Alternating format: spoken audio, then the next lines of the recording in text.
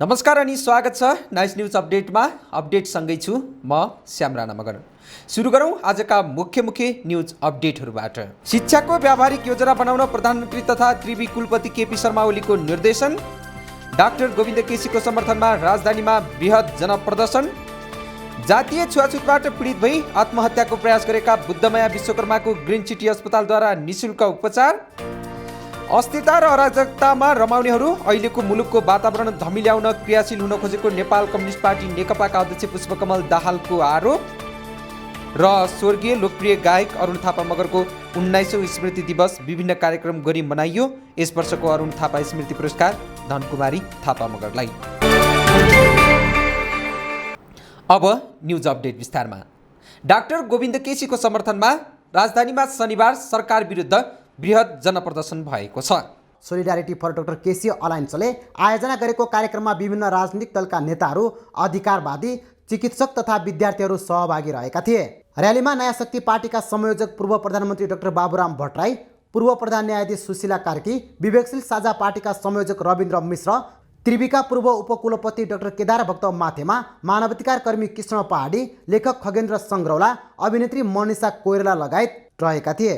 प्रदर्शनमा सहभागीहरूले सत्याग्रही डाक्टर गोविन्द केसीको माग पूरा गर, हाम्रो स्वास्थ्य हाम्रो हातमा, डाक्टर केसी माथिको धरपकड बन्द गर जस्ता नारा लगाइएका थिए। चिकित्सा शिक्षा सुधारका माग राखेर अनसनमा बसिरहेका प्राध्यापक डाक्टर गोविन्द केसीको जीवन रक्षाको माग गर्दै राजधानीको माइतीघरदेखि नयाँ बानेश्वरसम्म प्रदर्शन गरिएको थियो।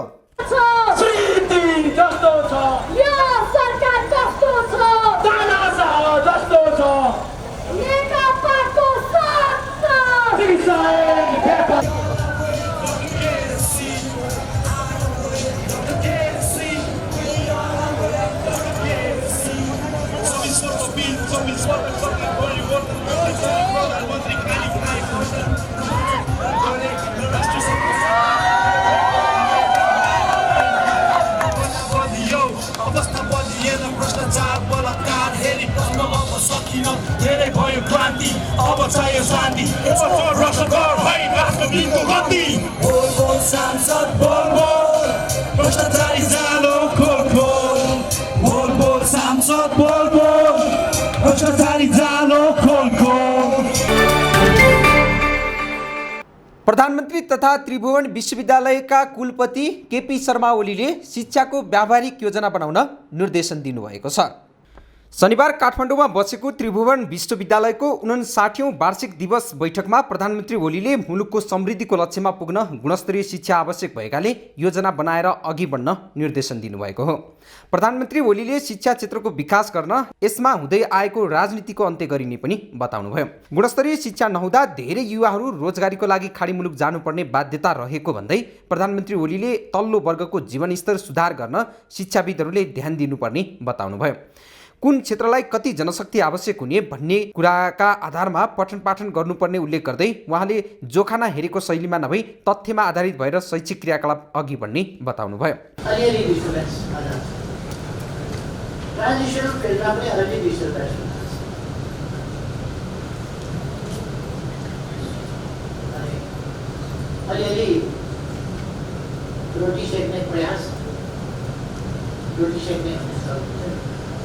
यो प्रयास पनि फेरि जहाँ अलिकति जनशक्ति छ, युवा जनशक्ति छ, त्यसैलाई प्रयोग गर्नुपर्ने त्यस्ता प्रयास।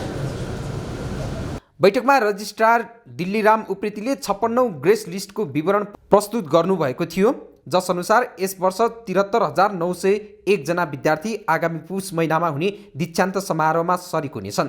उक्त सभापछि विभिन्न क्याम्पसलाई जग्गा दान दिने दाताहरूलाई प्रधानमन्त्रीले सम्मान गर्नुभएको थियो। डाक्टर गोविन्द केसीले उठाएको मुद्दा लिएर सरकार विरुद्ध आन्दोलनमा उत्रिएको आन्दोलनकारी र प्रहरी बीच काठमाडौँको बानेश्वरमा झडप भएको छ। सरकार विरुद्ध प्रदर्शन गर्दै माइतीघरबाट आएको जुलुसले बानेश्वरमा निषेधित क्षेत्र तोड्न खोजेपछि झडप भएको हो। अवस्था नियन्त्रणमा लिन प्रहरीले 1 दर्जन सेल अश्रु ग्यास प्रहार गरेको थियो।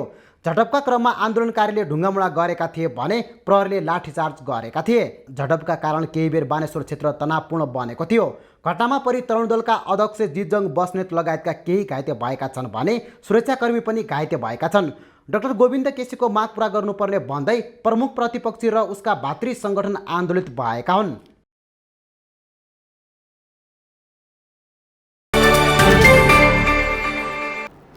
नेपाल कम्युनिस्ट पार्टी नेकपाका अध्यक्ष पुष्पकमल दाहाल प्रचण्डले अस्थिरता र अराजकतामा रमाउनेहरू अहिलेको मुलुकको वातावरण धमिल्याउनतिर क्रियाशील रहेको आरोप लगाउनु भएको छ।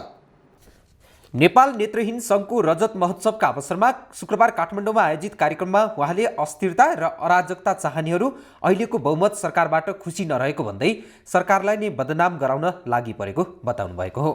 उहाँले अस्थिरता र अराजकतामा रमाउनेहरूलाई प्रतिवाद गर्दै मुलुकको विकासमा अघि बढ्ने प्रतिबद्धता समेत राख्नुभयो। अध्यक्ष दाहालले संविधानमा सबैको समान अधिकार प्रत्याभूत गरिएको भन्दै संविधानमा भएका अधिकार जनताले महसुस नगरेसम्म त्यसो केवल अक्षर मात्र हुने धारणा पनि राख्नुभयो। उहाँले मुलुकको संविधान परिमार्जित र गतिशील भएको भन्दै जनताको अधिकार स्थापित गर्न सरकार अघि बढ्ने जिकिर गर्नुभयो। त्यस्तै उहाँले संविधानले समाजवाद उन्मुख राज्यको परिकल्पना गरेको भन्दै सामाजिक न्यायसहितको व्यवस्थालाई स्थापित गर्दै अघि बढ्ने सङ्कल्प समेत राख्नुभयो।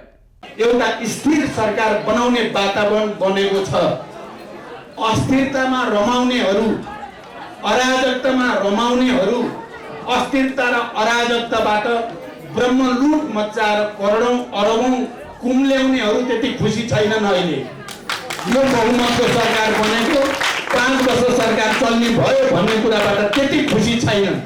कार्यक्रममा नेपाल नेत्रहीन सङ्घको रजत महोत्सव स्मारिका विमोचन गरिएको थियो भने सङ्घमा आबद्ध पदाधिकारीलाई सम्मान गरिएको थियो।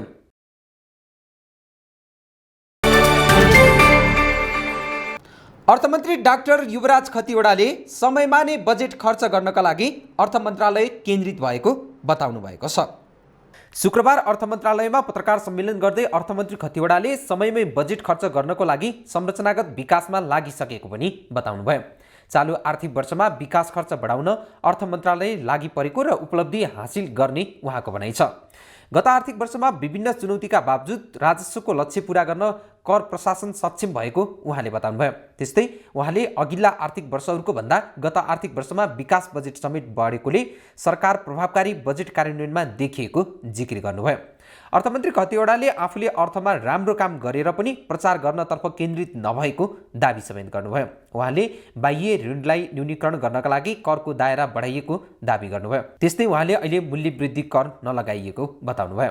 मन्त्री खतिवडाले सन्तुलित बजेट वित्तीय अनुशासनको कार्यक्रम अघि सारेकाले आफूलाई विदेशी दातृ निकायले विश्वास गरेको दाबी गर्नुभयो। यो बजेटको आकार, बजेटको सुशासन, बजेट कार्यान्वयनको समस्या, आर्थिक वर्षको अन्त्यमा गएर बजेट कार्यान्वयन गर्ने कुराहरू यी प्रश्नहरू छन्। यी प्रश्नहरू पनि हाम्रा साझा प्रश्नहरू हो। कुनै एउटा अमुक मन्त्रालयले खर्च नगरेको कारणले, अन्त्यमा आएर मात्रै गरेको कारणले, एउटा अमुक मन्त्रालयले बजेटको निकासा ढिलो गरेको कारणले, अथवा एउटा अमुक ठेकेदारले आर्थिक वर्षको अन्त्यमा मात्रै काम सम्पन्न गरेको कारणले हाम्रा यी समस्या सिर्जना भएका हुन्, या हाम्रा अर्थतन्त्रमा, हाम्रो आर्थिक प्रणालीमा, विकास प्रणालीमा संरचनात्मक समस्या छन्। यो पाटोमा पनि खुला छलफल हामीले गर्नु जरुरी छ। त्यस्तै उहाँले स्वदेशी तथा विदेशी निजी क्षेत्रले समेत आफूलाई विश्वास गरिसकेको बताउनुभयो।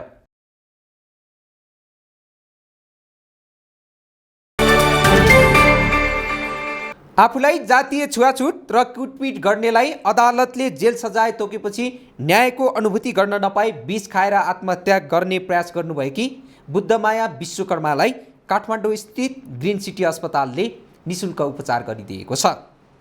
अस्पतालले शनिबार पत्रकार सम्मेलन गर्दै 48 वर्षीय विश्वकर्माको स्वास्थ्य अवस्था अहिले सामान्य रहेको पनि जनाएको छ।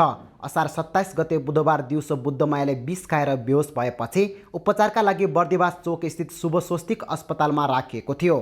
तर उहाँको उपचारमा सुधार नभएपछि शनिबार काठमाडौँ ल्याएर ग्रिन सिटी अस्पतालमा उपचार गरेपछि स्वास्थ्यमा सुधार आएको हो। ग्रिन सिटी अस्पतालका डाक्टर सन्त कुमार दासको नेतृत्वमा डाक्टर खेम भुषाल र डाक्टर रोशन ढकालको टोलीले बुद्धमाया विश्वकर्माको अवस्था जटिल बनेको भन्दै आइसियुमा राखेर थप उपचार गर्नुभएको थियो।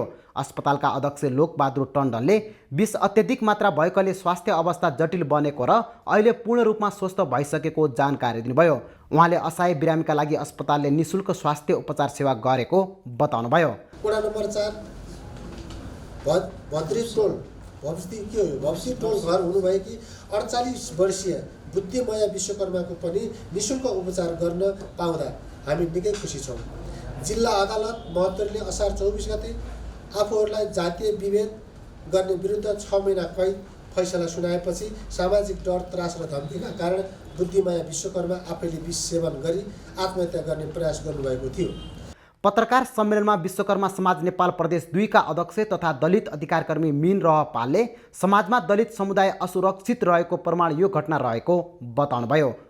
धारामा पानी छोएको भन्दै बुद्धमया विश्वकर्माकी छोरी मनिषा र उनलाई कुटपिट गर्ने स्थानीय कमला विरुद्ध जिल्ला अदालत महोत्तरीले यही असार 24 गते जातीय विभेदको कसुर गरेको ठहर गर्दै 6 महिना कैद 10,000 रुपैयाँ जरिवाना र पीडितलाई 50,000 रुपैयाँ क्षतिपूर्ति भराउने फैसला गरेको थियो।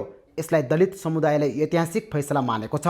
तर विश्वकर्माले उही टोलमा बस्नुपर्ने भएको कारण सामाजिक डर त्रास र असुरक्षित महसुस गरी विष खाएर आत्महत्या गर्ने प्रयास गर्नुभएको बताउनुभयो। लोकप्रिय गायक स्वर्गीय अरुण थापा मगरको 19औं स्मृति दिवस विभिन्न कार्यक्रम गरी मनाइएको छ।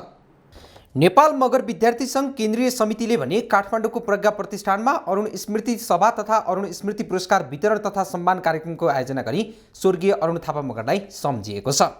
स्वर्गीय गायक अरुण थापा मगरले ऋतुहरूमा तिमी हरियाली बसन्त हो, जति माया लाए पनि चोट के हो व्यथा के हो, करोडौँ मुटुहरूको एउटै ढुकढुकी नेपाल, भुलु भुलु लाग्यो मलाई आँखाको निद खोसी लाने, दोष कसैलाई दिन चाहन्न जस्ता दर्जन लोकप्रिय गीतहरू गाउनुभएको छ। कार्यक्रममा अरुण थापा मगरको स्मृतिमा प्रदान गर्ने यस वर्षको अरुण स्मृति पुरस्कार गायिका धनकुमारी थापा मगरलाई प्रदान गरिएको छ। मेग्दीको चिमखोलामा जन्मिनुभएका गायिका थापा मगरले 2042 सालमा रेडियो नेपालबाट स्वर परीक्षण पास गरी थुप्रै मौलिक नेपाली लोक तथा दोहोरी गीतहरू गाउनुभएको छ। साथै पुरस्कृत गायिका धनकुमारी थापा मगरले लोकगीत तथा नृत्य प्रतियोगिताहरूमा थुप्रै स्थानीय तथा राष्ट्रिय पुरस्कारहरू प्राप्त गर्नुभएको छ। यस पुरस्कारभन्दा पहिले दर्जनभन्दा बढी विभिन्न पुरस्कार तथा सम्मानहरूबाट पनि उहाँ सम्मानित भइसक्नु भएको छ। कार्यक्रममा स्वर्गीय अरुण थापाको गायकी तथा जीवनका बारेमा चर्चा गरिएको थियो भने विभिन्न गीतहरू नेपाल मगर सांस्कृतिक सङ्घका कलाकारहरूले प्रस्तुत गरेका थिए।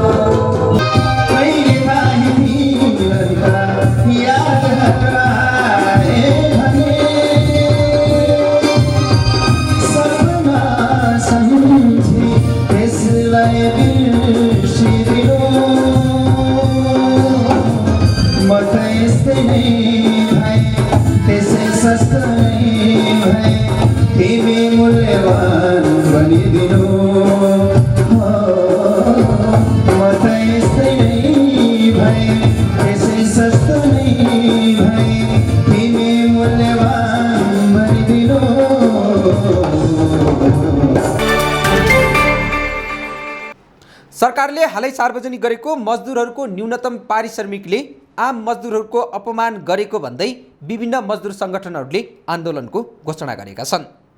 बढ्दो महँगीलाई ख्याल गरी मजदुर सङ्गठनहरूले मासिक 25,000 रुपियाँ पारिश्रमिक तोक्न माग समेत गरेका छन्।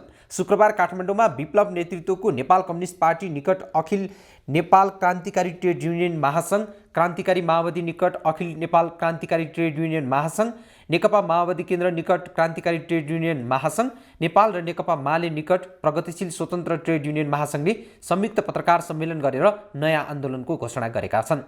पत्रकार सम्मेलनमा क्रान्तिकारी ट्रेड युनियन महासङ्घ नेपालका अध्यक्ष राजन तिमिल्सेनाले विगत जस्तै यो सरकारले पनि मजदुर मारा नीति ल्याएको भन्दै आक्रोश पोख्नुभयो। उहाँले आफ्ना मागहरू र खबरदारीहरूको व्यवस्था गरी कडाभन्दा कडा आन्दोलन गर्ने चेतावनी समेत दिनुभयो। नो वर्क नो पे अर्थात् हायर एन्ड फायर विरोधी सङ्गठनहरूसँग सहकारी गर्न आफूहरू तयार रहेको जानकारी समेत तिमिल्सेनाले दिनुभयो। संसारभरि ट्रेड युनियनका जस्तो मजदुरहरूका मुद्दाहरू चाहिँ कहाँ उठाउ भन्छ भन्दाखेरि उनीहरूले 5 स्टार होटलमा उठाउ, अन्तर्राष्ट्रिय सेमिनारमा उठाउ, तर फिल्डमा गएर कल कारखानामा गएर मजदुरका मुद्दा नउठाउ भन्छ। तपाईँको आइटिसियु भन्ने संस्था छ तपाईँको अन्तर्राष्ट्रिय रूपमा चाहिँ यसले लबिङ गरिरहेका छ, फन्डिङ गरिरहेका छ। नेपालमा आइटिसियु न्याक भनेर त्यो मार्फत उनीहरूले कार्यक्रमहरू गरिरहेका छन्।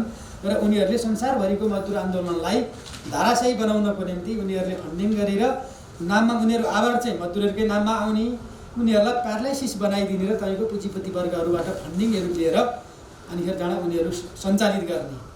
मजदुर सङ्गठनहरूले आफ्ना माग पूरा गराउन 35 बुँदे मागसहित चरणबद्ध आन्दोलनका कार्यक्रम पनि घोषणा गरेका छन्। जसअनुसार यही साउन 12 गते श्रम मन्त्री तथा 77 वटै जिल्ला प्रशासन कार्यालय समक्ष ज्ञापन पत्र पेश बुझाउने, 15 देखि 31 गतेसम्म देशैभर विरोध सभा तथा भदौ 1 गतेबाट दोस्रो चरणको आन्दोलन गर्ने बताएका छन्। काठमाडौँमा दिउँसोको समयमा टिप्पर प्रतिबन्ध लगाएको भन्दै टिप्पर व्यवसायीहरूले धादिङमा विरोध प्रदर्शन गरेका छन्। काठमाडौँ उपत्यकामा राति 8 बजेदेखि बिहान 5 बजेसम्म मात्र टिप्पर चल्न पाउने सरकारको नियम विरुद्ध धादिङका सबै टिप्पर व्यवसायीले विरोध जनाउँदै पृथ्वी राजमार्गको सिम्लेमा प्रदर्शन गरेका हुन्। धादिङका 83 वटा टिप्पर राजमार्ग छेउमा राखेर चालकहरूले प्रदर्शन गरेका हुन्। अन्य सवारी साधन जस्तै प्रक्रिया पुर्याएर दर्ता भएका टिप्परलाई रातिमा मात्र चलाउन दिनु न्यायसङ्गत नभएकाले आन्दोलनमा उत्रिएको सवारी चालक समाजले जनाएको छ। काठमाडौँ उपत्यका छिर्ने टिप्परले दुर्घटना बढाएको भन्दै स्थानीय प्रशासनले साउन 1 देखि राति 8 बजेपछि मात्रै टिप्पर चल्न पाउने नियम लगाएको छ।